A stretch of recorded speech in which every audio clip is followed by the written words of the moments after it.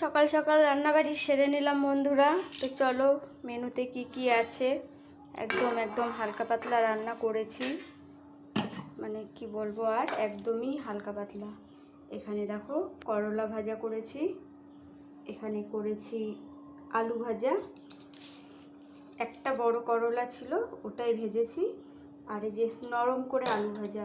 এই নরম করে আলু ভাজাটা না আমার মেয়ে খেতে খুব ভালোবাসে, তো ওর জন্যই ভেজে নিয়েছি। সকাল সকাল আজকে রান্নাবাড়ি করে নিয়েছি।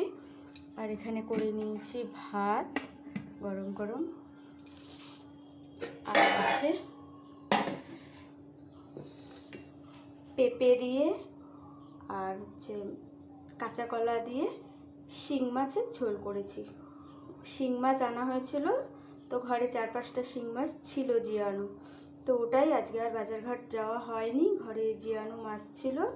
এটা দিয়েই একদম পাতলা করে লঙ্কা চিড়ে আদা জিরা বাটা দিয়ে ঝোল করেছি পেঁপে দিয়ে। এই ঝোলটা খাওয়া কিন্তু খুব উপকার। তো সকাল সকাল কি করব, এই জন্য এগুলো রান্নায় সেরে নিলাম। এই মাছের ঝোল, আলু ভাজা, করলা ভাজা, ভাত, এই ছিল আমাদের মেনু। আর এরকম পাতলা ঝোল তোমরা কারা কারা পছন্দ করো কমেন্ট করে জানাবে। এই গরমে পেঁপে দিয়ে শিং মাছের ঝোল কিন্তু খুব উপকার।